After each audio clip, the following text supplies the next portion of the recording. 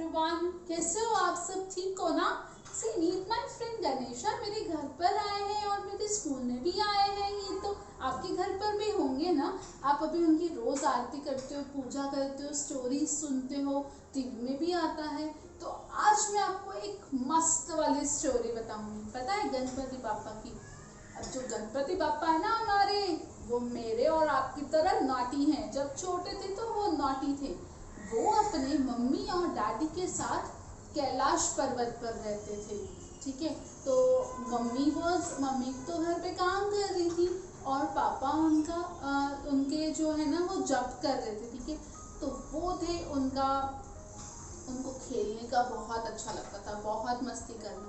तो one fine day क्या हुआ, उनको खेलना था। तो उन्होंने अपने फ्रेंड्स को बुलाया कि चलो चलो हम खेलते हैं। तो उनके फ्रेंड्स ने कहा अभी नहीं, हम शाम को खेलेंगे। तो उन्होंने कहा ठीक है, शाम को खेलेंगे। तो तब उन्होंने खाना खाया अच्छे से पेट भर के दोपहर को और सो गए। फिर शाम को वो उठ नहीं पाए जब उनको खेलना था।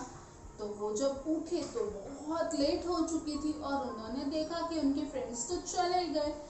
अब वो हो रहे थे बोर, जैसे अभी हम हो रहे हैं घर पर अकेले अकेले बैठ के। तो उन्होंने बोला कि मैं क्या करूं, मैं किसके साथ खेलूं। वो ऐसे बोलते बोलते बाहर गार्डन में चले गए।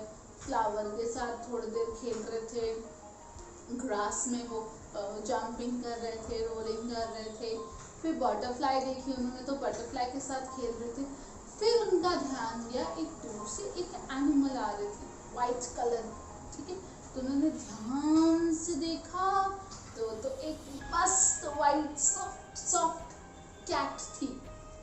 तो उनको तो मजा आ गया कि वाह, मेरे पास कोई तो आ गया जिसके साथ मैं खेलूं। तो वो जैसे ही कैट आई तो गणपति पापा ने उठा लिया उसको गोदी में और ऐसे ऐसे करके उसको खेल रहे हैं, फिर उनको छोड़ रहे हैं, फिर वापस उठा रहे हैं, फिर उसकी पूंछ खींच रहे हैं, कान खींच रहे हैं। तो कैट ना परेशान हो गई थी गणपति पापा के साथ कि ये मुझे ऐसे क्यों कर रहे हैं। तो वो ऐसे बोलती म्याऊं म्याऊं म्याऊं, क्योंकि उसको दर्द हो रहा था ना। हम कभी किसी को उठा के फेंकते ही नहीं, पूंछ पकड़ना कभी भी कोई भी एनिमल की तो हम पूंछ नहीं पकड़ते। पर गणपति पापा तो नॉटी थे ना, बहुत मस्ती कर रहे थे वो।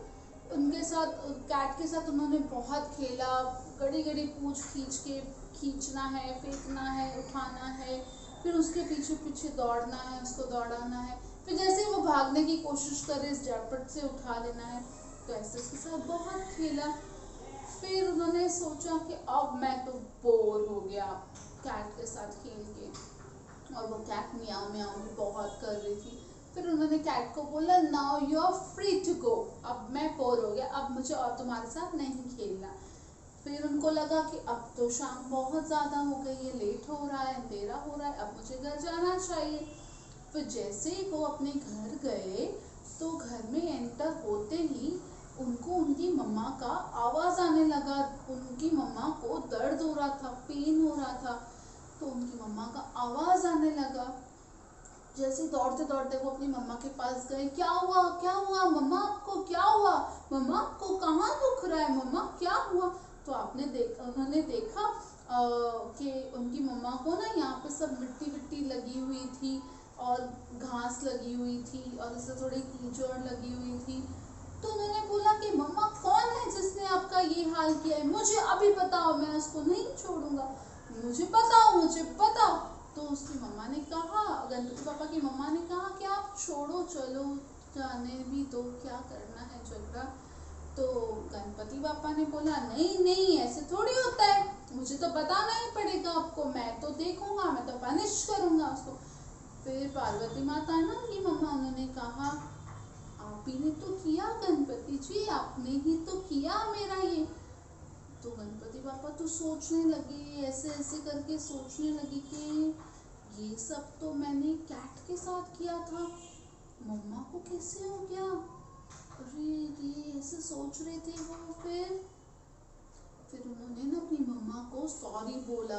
उन्होंने कहा कि मम्मा मेरे से गलती हो गई, मैंने तो ये सब कैट को किया था, मैं बोर हो रहा था तो मैंने कैट को परेशान किया था, मैं उसके साथ खेल रहा था, फिर मैंने उसको परेशान भी किया था।